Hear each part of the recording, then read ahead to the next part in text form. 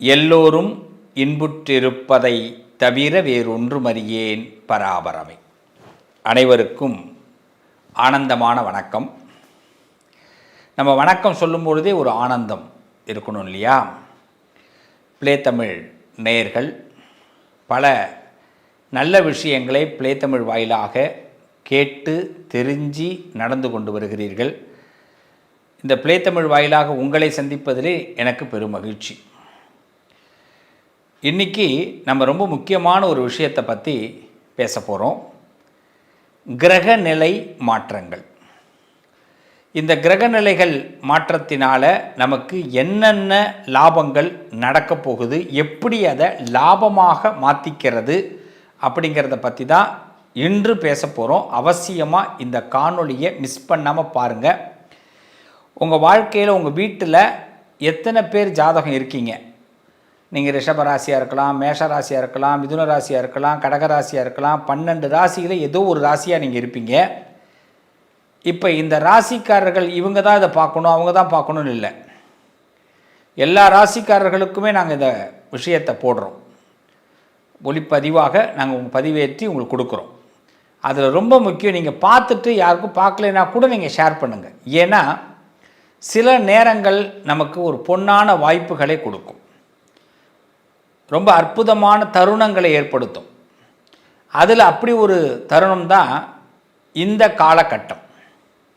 இந்த காலகட்டம் நம்ம வாழ்க்கையில் எதிர்பாராத திருப்பங்களை எளிதாக கொடுக்கக்கூடிய நேரம். ரொம்ப கனவு கண்டு இருப்போம் இல்லையா?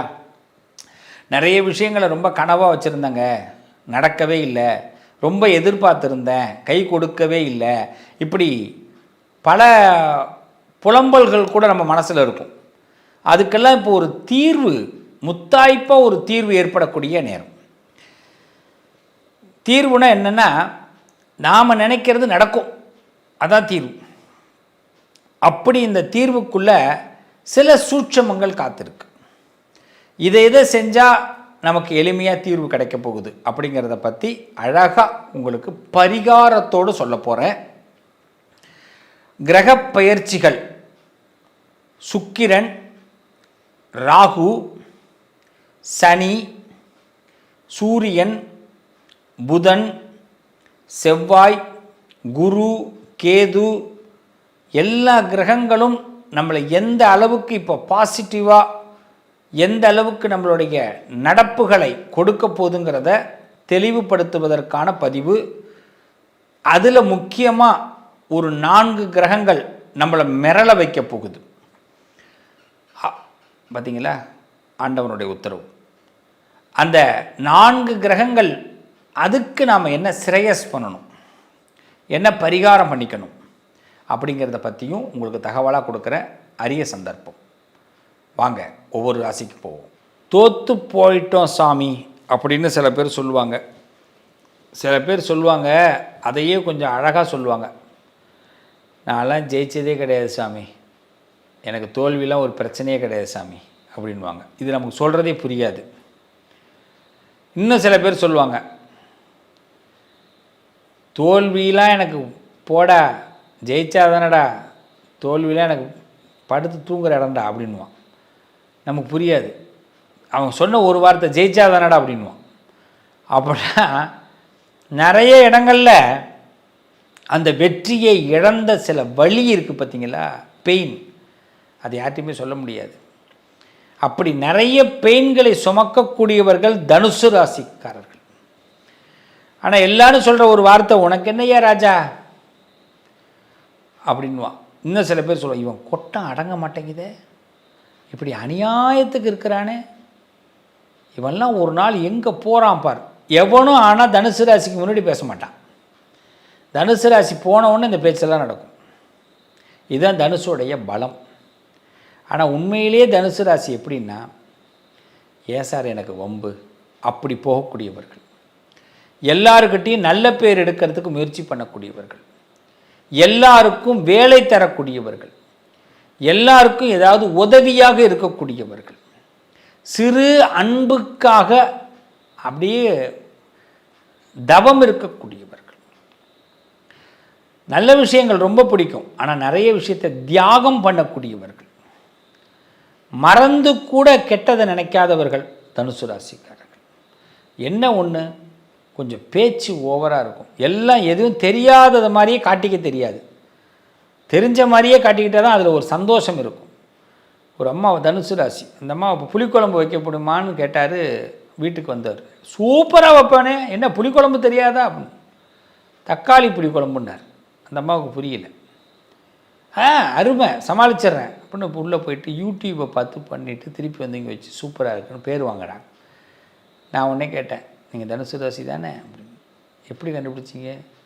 தெரியலேனாலும் தெரிஞ்ச மாதிரி பேசிட்டு போனீங்க பாருங்கள், அங்கே தான் உங்கள் பலம். இதை என்றைக்கு விட்டுடாதீங்க, கீப் இட். ஏன்னா தெரியலேன்னு காட்டிட்டோம்னா நம்மளை ஒருத்தன் செல்லா காசாக்கிடுவோம். ஐடியா சொல்கிறேன்னு நமக்கு ஏதாவது ஆப்பு வச்சுருவோம். தெரிகிற மாதிரி போனீங்க பாருங்கள், நீங்கள் ஜெயிக்கிறீங்க. இன்னும் நிறைய ஜெயிக்க போகிறீங்க. வீடு கட்டுறது, இடம் வாங்கிறது, நல்ல வசதியாக இருக்கிறது, இதெல்லாம் தனுசுக்கு இப்போ நல்ல நேரம், குட் டைம். 4 கிரகங்கள் சப்போர்ட்டிங் டைம். இல்லை 2ல் செவ்வாய் இருந்து பகைகளை ஒட்டிச்சு எரிய போகிறார்.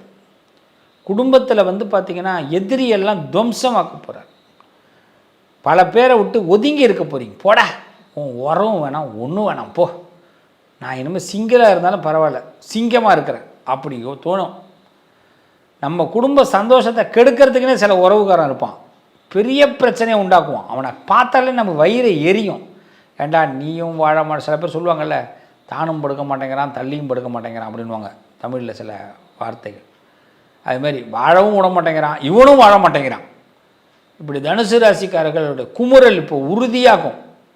எல்லாம் வெளியில் போ, அவுட், இனிமேல் நான் மட்டும்தான், போகிறா வெளியில் அப்படின்னு சொல்லக்கூடிய நேரம். ஸோ இண்டிவிஜுவலாக சக்ஸஸ் பண்ணுற அற்புதமான காலகட்டம். தைரியம் பிறக்கும்.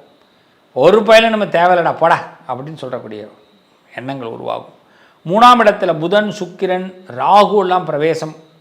அதில் சூரியனும் மகரத்திலிருந்து, அதாவது தனுசிலிருந்து மகரத்திலிருந்து கும்பத்துக்கு போவார் மாசி மாதம் 1ஆம் தேதி. அது மாதிரி உள்ள நேரத்தில் தனுசுக்கு பார்த்திங்கன்னா ஏதாவது சிறப்பான நல்ல சம்பவங்கள் நடக்கும். பெரிய மனுஷங்க மூலமாக உதவி கிடைக்கும். இரத்த பந்தம் இல்லாமல் நம்ம ஏதாவது பேசியிருப்போம், ஒரு அண்ணனா தம்பியா சொந்தக்காரன் மாதிரிலாம் பழகியிருப்போம், அவனால் ஒரு நல்லது நடக்கும். இரத்த பந்தத்தினால இல்லை, அவன் தான் பிரச்சனை. அது இல்லாமல் தாயா பிள்ளையாக பழகிறதுன்னு ஒன்று சொல்லுவாங்கள்ல, அது மாதிரி பழகிறவங்களால நமக்கு நல்லது நடக்கும். நம்ம கீழே விழுந்துருவோன்னு சொல்லிட்டு சொந்தம் வந்து பிடிச்சி தள்ளி விட்டுரும். நீ நான் இல்லைன்னா நீ ஒரு செல்லா காசு அப்படின்னு.